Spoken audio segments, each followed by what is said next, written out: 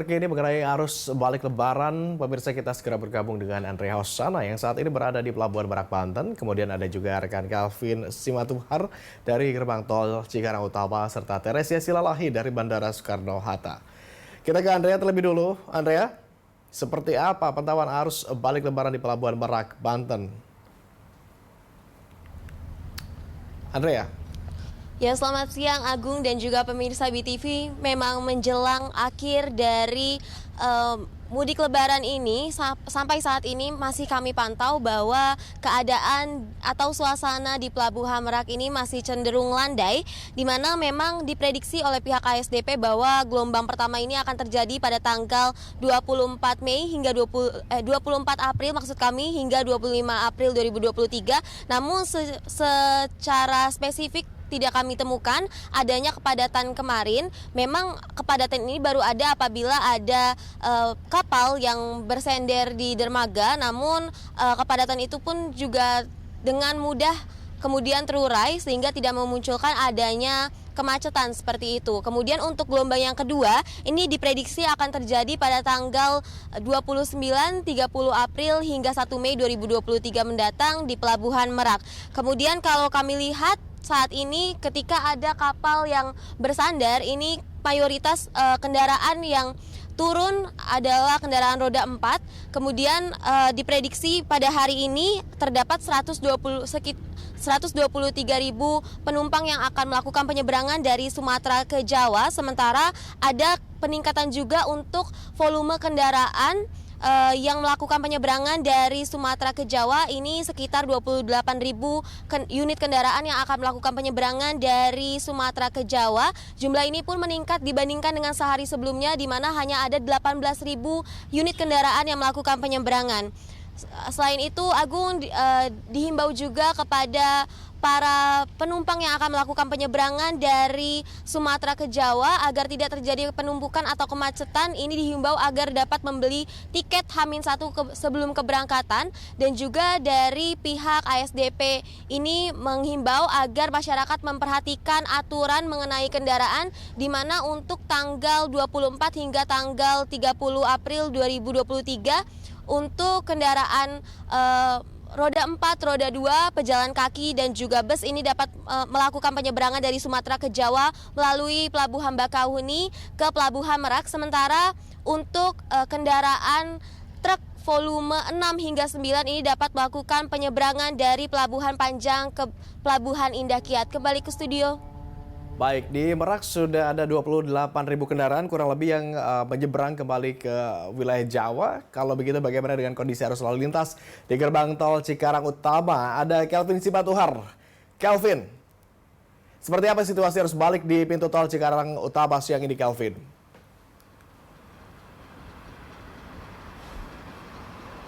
Agung dan pemirsa, kalau saya pantau di gerbang tol Cikatama ini, situasi dari arus baliknya ini sudah cenderung cukup ramai seperti itu. Walaupun kalau misalnya kita pantau dari prediksi puncak arus balik mudik itu sudah terjadi pada gelombang pertama pada tanggal 24 dan 25 April. Namun pada hari ini, pada H+4 Lebaran ini masih cukup banyak kendaraan yang datang dari arah timur tol Trans Jawa menuju ke arah Jakarta dan sekitarnya yang melewati gerbang tol Cikampek Utama ini. Ini ada cukup keramaian yang terjadi di ruas jalan, yakni ruas jalan A maupun ruas jalan B. Karena apa? Karena memang sistem one way dari Korlantas masih diberlakukan oleh Korlantas, maksud saya diberlakukan untuk hari ini pada H+4 seperti itu. Dan kalau misalnya saya melihat data dari Jasa Marga bahwa pada pagi tadi sampai dengan sekarang ada lebih dari 14.000 kendaraan yang melewati ke arah Jakarta dan sekitarnya melewati gerbang tol Cikatama ini seperti itu. Tadi saya sempat menyinggung terkait dengan one way yang diberlakukan oleh Korlantas yang mana memang one way ini diberlakukan sudah dari kilometer 414 gerbang tol Kali Kangkung sampai dengan titik akhir di kilometer 70 tepatnya di gerbang tol Cikatama ini. Kenapa memang one way ini kembali diberlakukan walaupun sebetulnya ini memang rencananya dari Korlantas akan menghentikan one way pada pagi tadi, namun sekarang kembali diperpanjang karena apa? Memang dari koordinasi dengan Dirjen Darat Kementerian Perhubungan bahwa ada sekitar 800.000 lebih kendaraan yang datang dari timur tol Trans Jawa ini belum kembali ke arah Jakarta dan sekitarnya. Oleh karena itu rekayasa lalu lintas baik itu kontraflow, one way ini masih diberlakukan oleh Korlantas dengan koordinasi juga dengan pihak Jasa Marga seperti itu.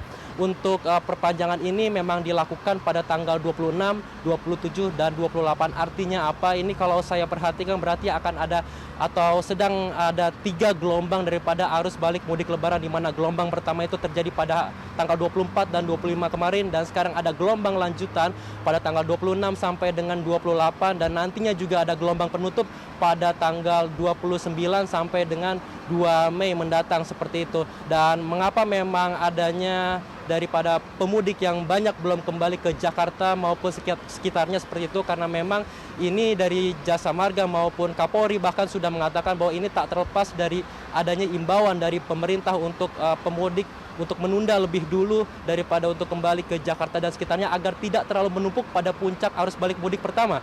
Dan juga adanya imbauan daripada Presiden untuk menambah cuti dari ASN maupun pegawai BUMN agar tidak menumpuk pula pada puncak arus balik mudik pertama. Sementara juga pada tanggal 26 dan tanggal 28 ini adanya diskon tarif 20% tol untuk para pemudik yang dari arah Semarang maupun ke Jakarta, sehingga tanggal-tanggal 26 sampai 28 ini juga diprediksi juga menjadi tanggal favorit bagi para pemudik untuk kembali ke Jakarta maupun sekitarnya, Agung.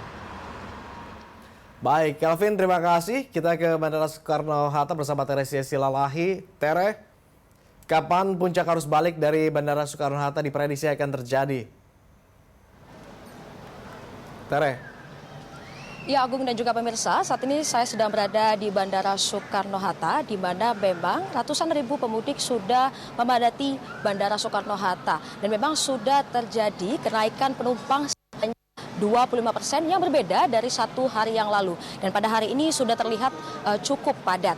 Dan memang kami sempat berbincang dengan Humas Bandara Soekarno-Hatta Holik mengatakan puncak prediksi dari arus balik Lebaran 2023 ini adalah pada tanggal 30 April 2023. Pemerintah telah menetapkan cuti lebaran yang awalnya 19 April 2023 hingga sampai 25 April 2023. Hingga saat ini jika kami pantau masih banyak para pemudik yang melakukan keberangkatan maupun kedatangan ke tempat mereka masing-masing. Dan juga dilihat dari per hari ini tanggal 26 April 2023 masih banyak masyarakat yang melakukan dan juga keberangkatan kedatangan ini dikarenakan mereka mengambil cuti tahunan mereka atau cuti lebaran mereka.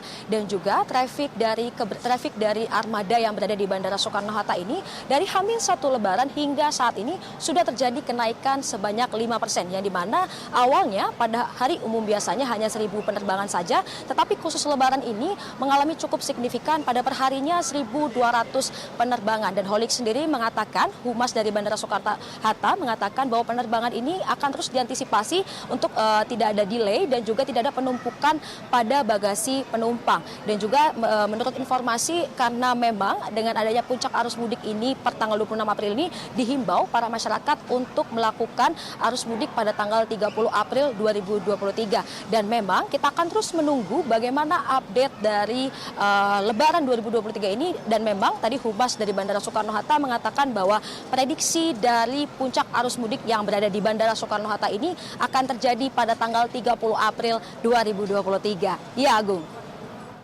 Baik, terima kasih Teresia Silalahi bersama juru kamera Mahesa Bispo melaporkan langsung dari Bandara Soekarno-Hatta. Dan sebelumnya tadi kita juga sudah simak laporan dari rekan Calvin Sipatuhar serta Ades Suherman dari Tol Cikarang Utama, dan juga ada Andre Hosana dan Hanil Arevalino dari Pelabuhan Merak, Banten. Selamat kembali bertugas rekan-rekan.